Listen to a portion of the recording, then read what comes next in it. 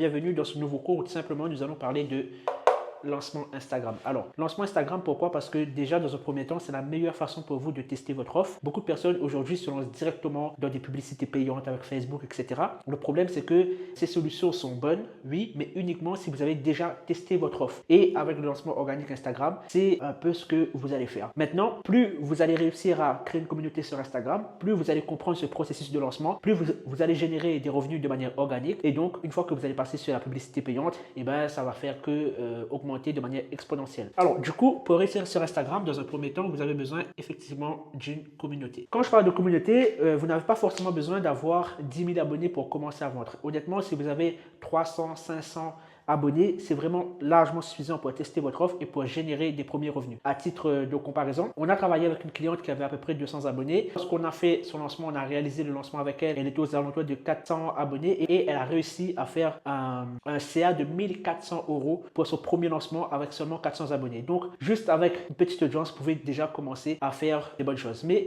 quand on parle de communauté, qu'est-ce qu'il faut? La quantité, c'est bien, mais il faut de la qualité. Quand je parle de qualité, il faut tout simplement avoir une audience qui est ciblée. La qualité, c'est par le ciblage. Pourquoi on parle de ciblage? Certainement, vous allez penser, comme je vous ai dit, que plus vous avez d'abonnés, plus vous allez vendre. Alors oui, mais à condition que ce sont des abonnés de qualité et qui sont réellement ciblés. Et aujourd'hui, beaucoup de personnes pensent au nombre sans penser ciblage. Et pour cibler les bonnes personnes, et bien, ça passe justement par la stratégie de contenu. Faire des contenus qui sont spécifiques, donc qui sont ciblés, vont vous permettre de construire une communauté ciblée, donc une communauté qui sera qualifiée pour acheter ce que vous proposez. Ok? Donc, communauté de qualité ciblée. Et donc, tout ça, ça passe par quoi? Ça passe tout simplement par le fameux avatar client. D'accord? Vous devez définir votre avatar client. Pourquoi vous devez définir votre avatar client? Parce que quand vous allez créer un produit, eh bien, le produit que vous allez créer, ce sera pour lui. Tout simplement, c'est pour lui que vous allez créer le produit.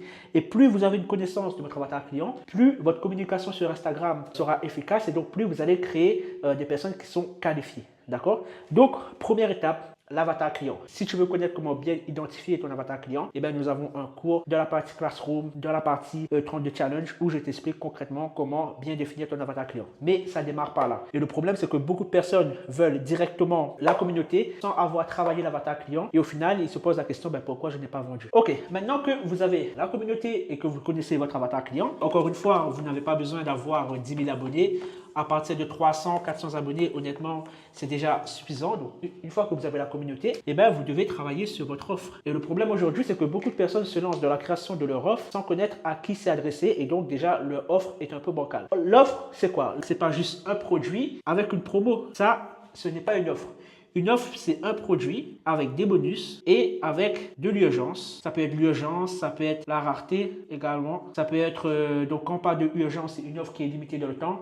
La rareté, c'est que c'est uniquement pour un certain nombre de personnes. Et ça peut être aussi plusieurs choses comme l'exclusivité, etc. L'offre, c'est vraiment un condensé. C'est vraiment comme un package. D'accord? Nous, quand on lance des offres sur Instagram, on ne fait pas juste un produit et une promotion. Non. Il y a le produit principal qui va résoudre le problème. Donc, déjà, quand vous allez créer votre offre, ça tombe bien, votre offre doit répondre à une problématique. Et donc, le produit principal ici répond à la problématique principale.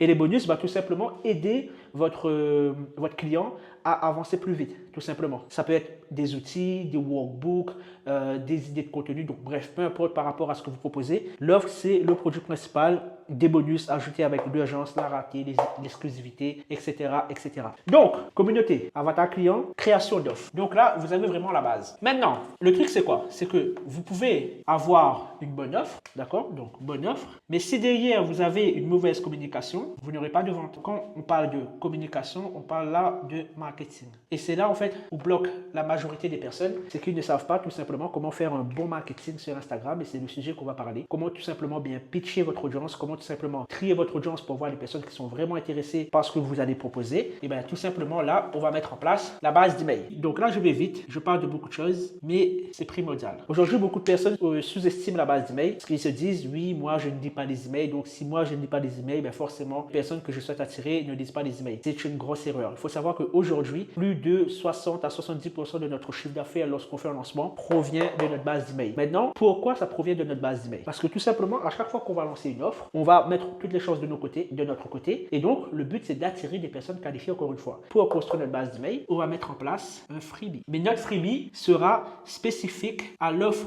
qu'on va créer. Je m'explique. Imaginons, je vais créer une offre où je vais apprendre aux personnes de perdre du poids, d'accord? De perdre du poids de manière saine, efficace, sans faire de régime restrictif, etc. Je peux par exemple proposer un freebie. Donc, le freebie, c'est un produit gratuit. Ça peut être une vidéo, ça peut être un guide, ça peut être des templates, peu importe. Je vais proposer un freebie où, par exemple, je vais leur dire 5 méthodes efficaces pour perdre du poids sans régime restrictif. Les personnes qui vont télécharger ce freebie, ce sont des personnes qui seront intéressées par mon offre et donc j'aurai une base d'email de personnes qualifiées. Donc j'espère que vous me suivez jusqu'ici. Je répète, vous allez créer votre base d'email. Pour faire grossir votre base d'email rapidement, vous allez mettre en place un freebie. Le freebie doit être spécifique à l'offre que vous allez créer. Et donc en faisant ça, dans votre base d'email, vous aurez des personnes qualifiées. Qui dit personnes qualifiées, plus de ventes. Mais ça, encore une fois, c'est juste une partie. Parce que du coup, une fois que ces personnes sont dans votre base d'email, le but, c'est pas que ces personnes reçoivent juste un email le jour de votre lancement. Ça ne passe pas comme ça. D'accord? Ce que vous devez faire tout simplement, une fois que vous avez votre base d'email, apporter de la valeur. Ne vous inquiétez pas, je vais vous dire qu'est-ce que j'entends par apporter de la valeur. Quand je parle d'apporter de la valeur, beaucoup de personnes bloquent sur cette partie aussi. Apporter de la valeur, c'est tout simplement donner des pistes de solutions pour aider votre prospect, votre client à résoudre son problème. Donc par exemple, si je reprends l'exemple du coach sportif qui souhaite aider ses clients à perdre du poids sans faire de régime restrictif, il peut par exemple envoyer des emails sur comment manger sans restriction. Et là, dans ce mail-là, par exemple, il va envoyer des alternatives. Ok, au lieu de manger un burger, fais un burger maison avec de la sauce 0%, calories, etc. Apporter de la valeur, c'est ça, c'est que tu donnes des pistes. Ok, tu donnes des pistes pour résoudre son problème. Et en fait, plus tu vas trouver des thématiques qui vont aider ton client à résoudre son problème, plus en fait, ça va asseoir aussi ton expertise. Il va se dire, ah ok, cette personne s'y connaît réellement. Et donc, en apportant de la valeur, ça apporte de la confiance. Et plus une personne aura confiance en vous, plus en fait, ça sera beaucoup plus facile pour lui de passer à l'action et d'acheter ce que tu proposes. Et maintenant, dans cette base d'email, vous allez teaser. Le teasing, ça veut dire dans les emails que vous allez envoyer, nous par exemple, dans notre cas, nous, quand on fait des lancements, donc le mois de lancement, on envoie un email par jour et chaque jour, en fait, on rappelle la date de sortie du produit. Donc, on apporte de la valeur, mais on dit, si tu veux en savoir plus, ne t'en fais pas. Très bientôt, il y a une nouvelle formation qui sort qui va t'expliquer concrètement comment tu vas pouvoir manger sans restriction, les alternatives à faire, les plans repas, etc. Et donc, à chaque fois qu'on envoie un email, on rappelle la date de sortie. On imbrique dans la tête de nos clients, de nos futurs clients, que il faut être présent pour ce jour-là. Mais ça se passe également dans la base d'email, mais ça se passe également sur Instagram. Parce que c'est là que tout va se passer également. Alors, certes, la base d'email, c'est là où vous allez potentiellement avoir plus de ventes. Mais sur Instagram, c'est pareil. Vous allez teaser via les stories. Vous allez teaser via les publications. Les publications, ce que vous allez faire, nous, ce qu'on aime faire, c'est mettre en place des automatisations avec ManyChat. Et d'après vous, où est-ce qu'on envoie les personnes? On envoie les personnes vers la page de capture, donc le freebie. Au final, c'est simple. Instagram va vous servir de redirection pour ramener les personnes où? Vers votre base d'email. Donc, ça, c'est vraiment la trame. Vous allez utiliser les stories, vous allez utiliser des publications, vous allez mettre en place des automatisations, vous allez envoyer les personnes vers la page de capture pour récupérer votre freebie et donc ces personnes seront dans votre base d'email et donc constamment en fait c'est ça, c'est comme si qu'on va matraquer les personnes, on va apporter de la valeur, on va leur dire oui il y a quelque chose qui arrive, etc., et au final les pousser à vendre. Ça, ok,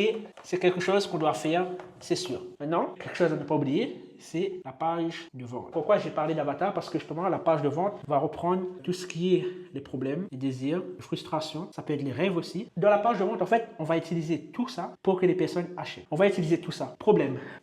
Actuellement, tu as du mal à perdre du poids. Tu as essayé tant bien que mal de faire des régimes restrictifs, mais au final, tu t'es rendu compte que tu avais cet effet yo-yo parce que tu n'arrivais pas à tenir ton régime sur du long terme. Problème. Le désir. Aujourd'hui, ce que tu souhaites tout simplement, c'est perdre de poids de manière durable, si possible sans faire de restrictions, en ayant une ligne directrice à suivre avec des méthodes simples et efficaces. Frustration. La frustration, c'est aujourd'hui, tu as certainement marre de te regarder dans le miroir, de te dire que ton corps ne te plaît pas. Peut-être quand tu sors avec tes enfants, tu es essoufflé rapidement parce que tu ne peux pas jouer avec tes enfants longtemps. Tu as l'impression qu'on te juge à chaque fois que tu manges quelque chose qui n'est pas forcément healthy, comme on dit, ok? Les rêves. Si tu souhaites justement perdre du poids, avoir le corps que tu veux, être en pleine forme, être beaucoup plus confiant, et bien au final, prends mon produit. En fait, la page de vente, ça va vraiment agir comme un commercial. Et donc, pour ça, vous allez utiliser des trames. Les trames, tout simplement, c'est vous allez regarder des pages de vente qui fonctionnent déjà et vous allez vous inspirer de la structure. Encore une fois, ici, les trames, c'est pour vous inspirer. Inspirer ne veut pas dire copier. On en voit plein ça. Donc, petit résumé sur justement comment bien réussir votre lancement. Là, c'est vraiment, on reprend les gros points. Je rentre pas dans les détails, mais pour que vous savez, c'est la communauté. Ensuite, une base d'email par rapport à votre freebie que vous allez créer. Une bonne offre, un bon teasing. Ce que je vois aussi, c'est généralement quand vous teasez à une semaine de la sortie de votre produit. Ben non, quand il y a des lancements, vous teasez depuis bien avant parce que c'est comme ça que vous allez créer l'envie. Il faut que les personnes se disent, oui, mais ça sort quand? On est pressé. Et quand vous donnez la date, ben la date, imaginons, c'est dans 15 jours, 20 jours, peu importe, et ben les personnes sont là, sont en attente. Quand votre produit va sortir, et ben là, c'est pour ça, il y aura beaucoup de ventes directement. Ça veut dire, nous, on a déjà fait des lancements en utilisant vraiment cette trame. Des lancements, en moins de 24 heures, avoir 400 ventes. Ça ne se fait pas en une semaine de teasing. Ça va se faire réellement en teasant l'audience pendant plusieurs semaines. Donc, c'est vraiment un travail marketing. Ensuite, le bon teasing et après, bien sûr, une bonne page de vente. Page de vente. Maintenant, pour la communauté, pour le construire, ça sera via les contenus. Tout ce qui est story, tout ce qui est automatisation avec ManyChat, etc. Donc, vous devez avoir tout ça. Faire un lancement, c'est pas juste j'écris un produit, allez regarder et voilà. Non, c'est vraiment toute une méthodologie. Ok? Là, j'ai fait vraiment dans les grandes lignes pour vous donner des pistes, etc. En tout cas, j'espère que ce cours t'a plu. N'hésite pas à me dire ce que tu en penses et je te retrouve très bientôt.